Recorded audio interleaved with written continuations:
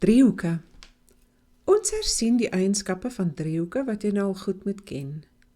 'n Driehoek is 'n geslote 2D-vorm met 3 reguitsye en 3 hoeke.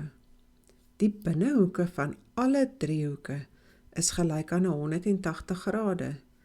Hoek A plus hoek B plus hoek C is gelyk aan 180 grade.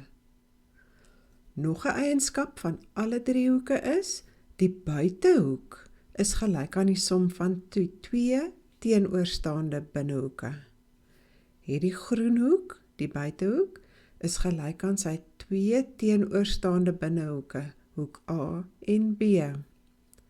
Die blou een is gelyk aan B en C, en die oranje hoek is gelyk aan A plus C. Driehoeke kry hulle name deur na die eienskappe te kyk. Ons kan hulle noem volgens die lengte van die driehoek se sye of volgens die grootte van die driehoek se binnehoeke. 'n Gelyksydige driehoek se sye is al 3 ewe lank. Die sye is ewe lank. Al 3 sy hoeke is ook ewe groot. Hoek A, hoek B en hoek C is almal ewe groot. En jy weet die som van binnehoeke van 'n driehoek is 180 grade en daarom kan jy uitwerk dat hoek A en B en C is elkeen 60 grade. 'n Gelykbenige driehoek het 2 sye wat ewe lank is. Die 2 hoeke aan die onderkant van die sye wat ewe lank is ewe groot.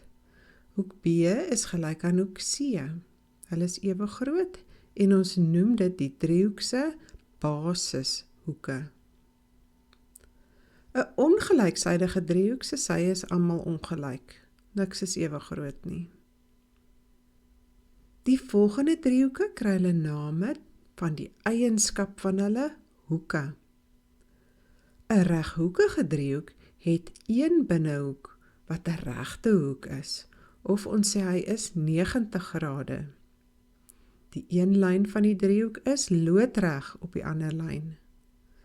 Die sy wat teenoor die reghoek staan, noem ons die skuinssy. Ons kan die stelling van Pythagoras op hierdie driehoek toepas. Ons gaan later hierna kyk.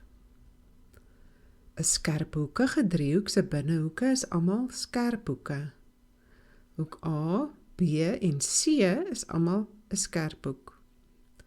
Hierdie hoeke kan verskillende groottes wees of dieselfde grootte wees.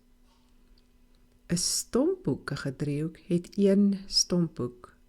'n Stomphoek is groter as 90 grade. Hoek A is 'n stomphoek.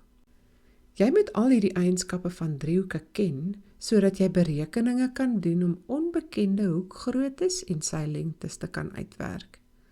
Die eienskappe kan ook saam met ander stellings gemeng word in vrae.